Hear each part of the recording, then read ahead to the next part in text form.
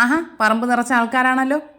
ഞാൻ പഴം വെച്ചിട്ടുള്ള ഓരോ പലഹാരങ്ങൾ ചെയ്യുമ്പോഴും അതിൻ്റെ കമൻറ്റ് ബോക്സിൽ വരാറുണ്ട്, ഇതിനു വേണ്ടി പഴം ഇത് എവിടെ നിന്നാണെന്ന്. ഈ പറമ്പിൽ നിന്നാണെന്ന് ഈ പഴമൊക്കെ കിട്ടുന്നത്. പിന്നെ എൻ്റെ ഒരു കൂട്ടുകാരി ചോദിച്ചായിരുന്നു ആ പറമ്പൊക്കെ ഒന്ന് കാണിച്ചു തരുമെന്ന്. അപ്പോൾ പിന്നെ പുള്ളിക്കാരിക്ക് കൂടെ കാണിച്ചു കൊടുക്കണമല്ലോ. പിന്നെ വേറൊരു കാര്യം എന്താണെന്ന് വെച്ചാൽ ഞങ്ങൾ പറമ്പെന്ന് പറയാറില്ല, ഞങ്ങൾ പെരയിടം എന്നാണ് പറയാറേ. പുരയിടം ലോപിച്ച് പെരയിടമായതാണ്. ഇനി നമുക്ക് കാര്യത്തിലേക്ക് വരാം. ഇതെൻ്റെ കരിയപ്പിൻ്റെ കാര്യം വിട്ടിട്ടൊരു കളിയില്ലല്ലോ. കരിയപ്പിനെ ഞാൻ വളർത്തുന്നത് എങ്ങനെയാണെന്നൊക്കെ ഞാൻ പ്രത്യേകം വീഡിയോ ചെയ്തിട്ടുണ്ട്, അത് ഞാൻ ഡിസ്ക്രിപ്ഷനിൽ കൊടുത്തേക്കാം കേട്ടോ. പിന്നെ ഇത് ഞങ്ങളുടെ മാവ് ഏകദേശം ഒരു 1.5 വർഷത്തോളം ആയിട്ടുണ്ട് നട്ടിട്ട്. ഇപ്പോൾ 2ാമത്തെ തവണയാണ് ഇതിൽ കായ ഉണ്ടാവുന്നത്. ആദ്യം ഒരു 6 മാങ്ങയോളം ഉണ്ടായിരുന്നു, അത്യാവശ്യം നല്ല വലിപ്പം ഉണ്ടാവുന്ന മാങ്ങയാണ്. ഇത് കോട്ടൂക്കോണം എന്ന് പറഞ്ഞിട്ടൊരു ഇനമാണ്, നല്ല മധുരമാണ്, അടിപൊളി മാങ്ങയാണ്. ഇപ്പോൾ ഇത് 2ാമത്തെ തവണയാണ് ഇതിൽ കായ്ക്കുന്നത്. ഇപ്പോൾ ഒരു 3 മാങ്ങയോളമേ പിടിച്ചിട്ടുള്ളൂ, ബാക്കി പൂവൊക്കെ വരുന്നുണ്ട്. ഇനി നമുക്ക് കാത്തിരിക്കാം. അടുത്തത് ഇത് നട്ടതല്ല കേട്ടോ, മുളക്.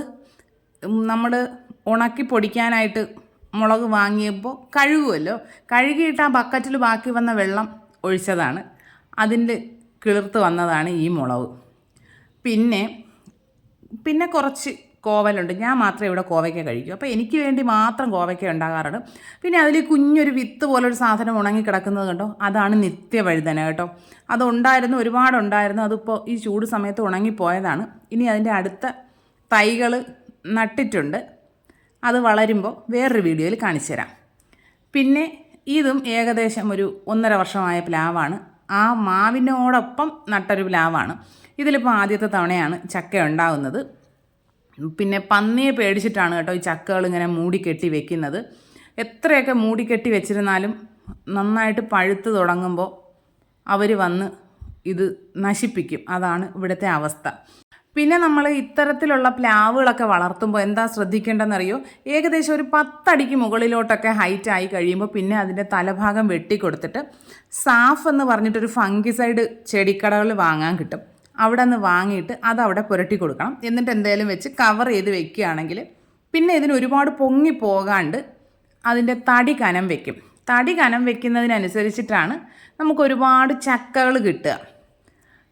പിന്നെ ഇതൊരു വളരെ ചെറിയൊരു രസകദളിയുടെ കൊലയാണ് കേട്ടോ. പിന്നെ ഇത് പൂവൻ പഴം ഉണ്ടല്ലോ, അതാണ്. ഇനി ഈ പഴത്തിനൊക്കെ പല നാടുകളിലും പല പേരായിരിക്കുമല്ലോ.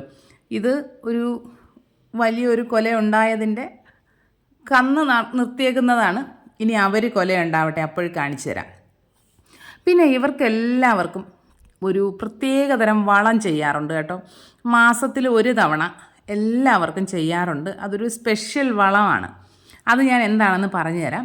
ഇതൊരു ചെറിയ ഒരു പച്ചക്കറി കൃഷിയാണ്, ഒരുപാടൊന്നുമില്ല. കുറച്ച് വെള്ളരി, പച്ചമുളക്, തക്കാളി, പയർ തത്തമ്മ തരാറേയില്ല. എല്ലാ പയറും വന്നിരുന്ന് തിന്നുകൊണ്ട് പോവും. മുകളിൽ വലയൊക്കെ ഇട്ട് വെച്ചിട്ടുണ്ട്, എന്നാലും എങ്ങനെയായാലും അവർ വന്ന് ആ പയറിൻ്റെ മണികൾ തൊലിച്ച് തിന്നുകൊണ്ട് പോവും. ഈ പറമ്പിൽ ചെയ്യുന്ന ഒരു മാജിക് വളം ഉണ്ടെന്ന് ഞാൻ പറഞ്ഞല്ലോ, അതെന്താണെന്ന് പറഞ്ഞു തരാം. ഒരു 20 ലിറ്റർ കപ്പാസിറ്റി ഉള്ളൊരു എന്തേലും ഒരു കണ്ടെയ്നർ എടുക്കുക. ഞങ്ങളിവിടെ പെയിൻറ്റിൻ്റെ ബക്കറ്റാണ് എടുക്കാറ്, 20 ലിറ്ററിൻ്റെ. അതിൽ 10 കിലോ പച്ച ചാണകം ചേർക്കാറുണ്ട്. ഉണക്ക ചാണകമാണുള്ളതെങ്കിൽ 5 കിലോ ചേർക്കാം.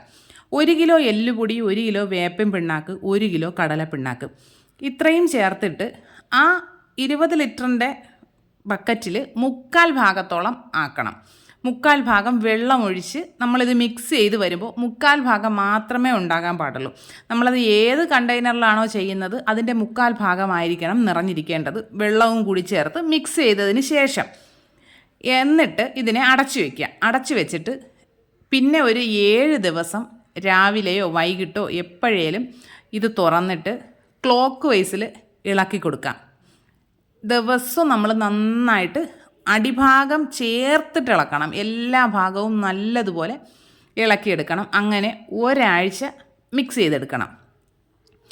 അങ്ങനെ മിക്സ് ചെയ്തതിന് ശേഷം ഒരാഴ്ചയ്ക്ക് ശേഷം നമുക്കിതിനെ ഉപയോഗിക്കാം.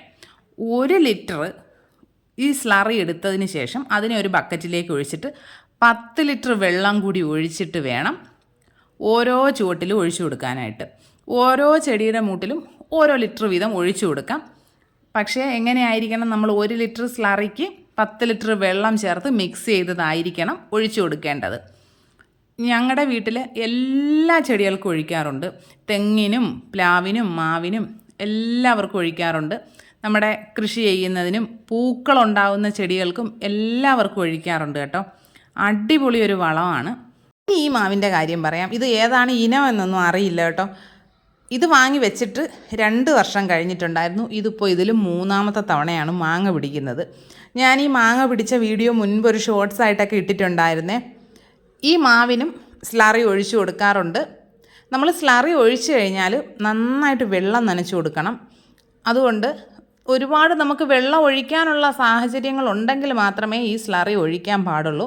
അല്ലാതെ വല്ലപ്പോഴും ഒക്കെ വെള്ളം ഒഴിക്കുന്നതാണെങ്കിൽ സ്ലറി പ്രയോഗിക്കരുത്. ഇതാ നമ്മുടെ ഈ റോസയ്ക്കൊക്കെ നിറയെ ഒഴിക്കാറുണ്ട് കേട്ടോ. പിന്നെ ഈ റോസയ്ക്ക് ഞാൻ കഞ്ഞിവെള്ളം ഒഴിക്കാറുണ്ട്. അപ്പോൾ കഞ്ഞിവെള്ളം ഒഴിച്ചതിൽ നമ്മുടെ തക്കാളി കറിയിലിടാനായിട്ട് എടുത്തതിൻ്റെ വിത്ത് മാറ്റിയ ഒരു വിത്ത് ഇതിൽ കിടന്നു. അത് ഇതിൻ്റെ ചുവട്ടിൽ കിടന്ന് കിളിർത്തതാണ് ഈ തക്കാളി.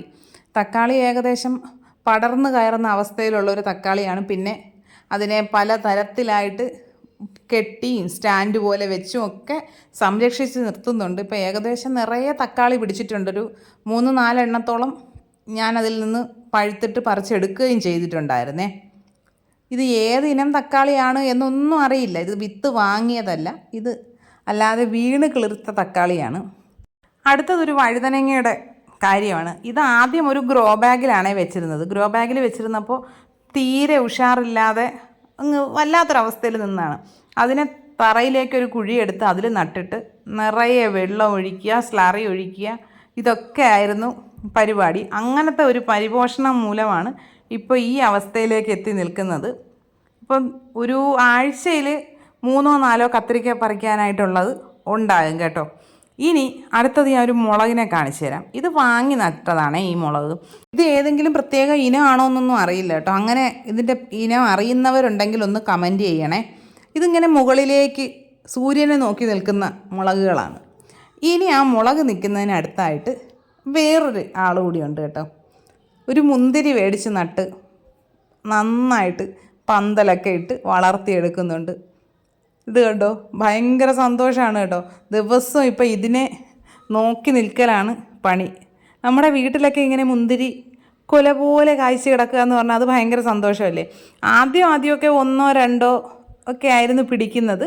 1-2 ഒക്കെ പിടിച്ച് അതിങ്ങനെ പഴുക്കാനായിട്ട് കാത്തിരിക്കുമായിരുന്നേ. പക്ഷേ ഇപ്പോൾ ഇതിൽ നിറയെ കാ പിടിക്കുന്നുണ്ട്, നിറയെ പൂ വന്നിട്ടുണ്ട്. നേരത്തെ ഞാൻ പറഞ്ഞതുപോലെ മുന്തിരിക്കും സ്ലറി ഒഴിച്ച് കൊടുക്കാറുണ്ട്. പിന്നെ ഈ മുന്തിരിയിൽ ഒരുപാട് ഇലകൾ വന്നിങ്ങനെ നിറയാതിരിക്കാൻ നമ്മൾ ശ്രദ്ധിക്കുക. അത് ഇലകൾ ഒരുപാട് വെട്ടിക്കൊടുക്കുക.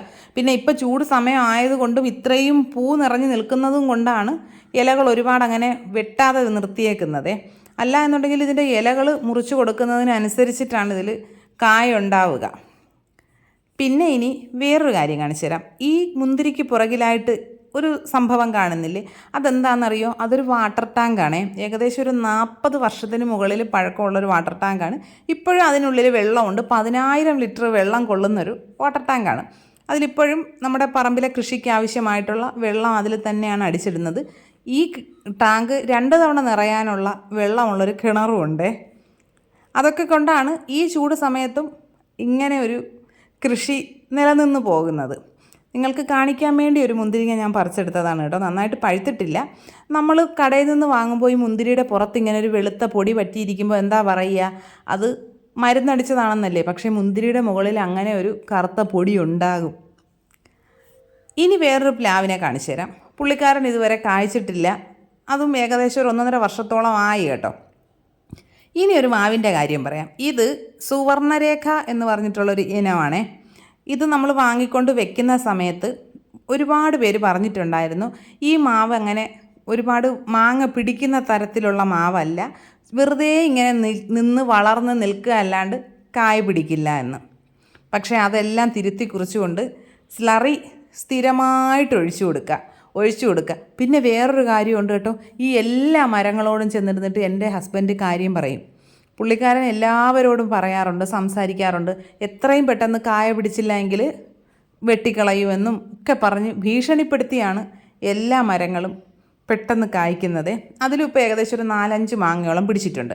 ഇനി മറ്റൊരു പ്ലാവിൻ്റെ കാര്യം പറയാം. ഇതും 2 വർഷത്തോളം ആയിട്ടുണ്ട് നട്ടിട്ട്. കാരണം നമ്മളെല്ലാം വീട് താമസമായതിന് ശേഷം നട്ട മരങ്ങളാണ് കേട്ടോ.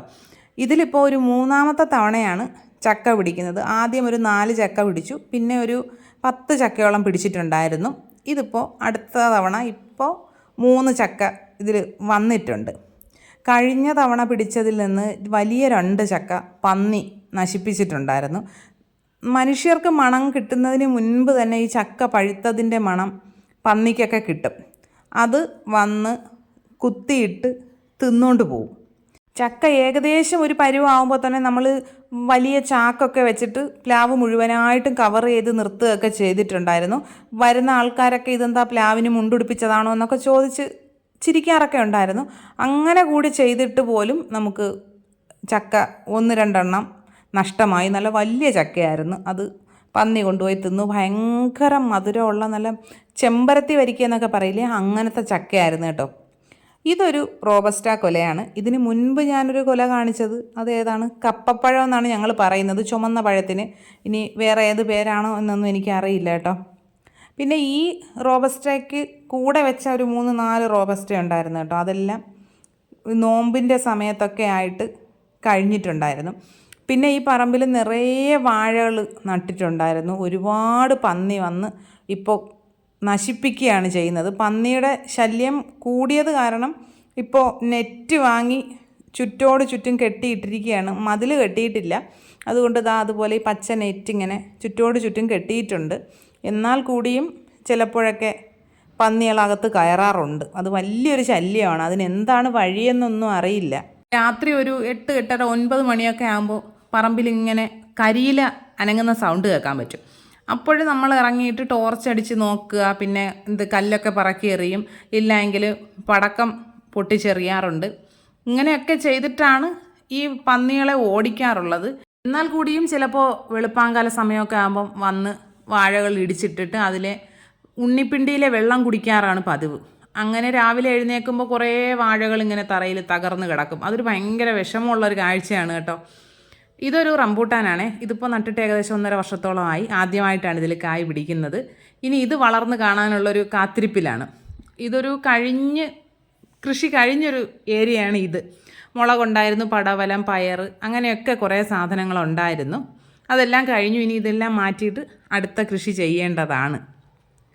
ഇത്രയൊക്കെയാണ് എൻ്റെ പറമ്പിലുള്ള ചെറിയ കൃഷികൾ. വാഴ ഒരുപാടുണ്ടായിരുന്നതാണ്, വാഴ നിറഞ്ഞു നിന്നിരുന്നതാണ്. മുഴുവനായിട്ടും ഈ പന്നികൾ കയറി നശിപ്പിച്ച് കളയുന്നതാണ്. അങ്ങനെ പഞ്ചായത്തിൽ പരാതിയൊക്കെ കൊടുത്തായിരുന്നു. അപ്പോൾ അവർ വന്ന് വെടിവെക്കാൻ ആളിനെയും കൊണ്ട് വരുമ്പോൾ ഇവരിങ്ങനെ നിൽക്കുമോ? അവരവരെ ജോലി നോക്കി പോവില്ലേ? ഇതാണ് അവസ്ഥ. ഏകദേശം ഒരു 10, 15, 20 പേരോളം ഉണ്ടാവും. അവർ വന്ന് പുരയുടെ മുഴുവനായിട്ട് ഇൻസ്പെക്ഷനൊക്കെ നടത്തി നശിപ്പിക്കാനുള്ളതെല്ലാം നശിപ്പിച്ചിട്ട് അവരങ്ങ് പൊയ്ക്കോളും. കഴിഞ്ഞ ദിവസം വിളവെടുത്ത ചെറിയൊരു ഫോട്ടോ കൂടെ കാണിച്ചു തരാം കേട്ടോ. വളരെ കുറച്ചേ ഉള്ളൂ, എന്നാലും ഭയങ്കര സന്തോഷമാണ്. അപ്പോൾ ഇത്രയൊക്കെയാണ് ഇന്നത്തെ വീഡിയോ ഇഷ്ടപ്പെട്ട് കഴിഞ്ഞാൽ ലൈക്ക് ചെയ്യുക, കമൻറ്റ് ചെയ്യുക, ഷെയർ ചെയ്യുക, ചാനൽ സബ്സ്ക്രൈബ് ചെയ്യുക. ഇനി നമുക്ക് മറ്റൊരു വീഡിയോ ആയിട്ട് ഉടനെ തന്നെ കാണാം. അതുവരെ ബൈ.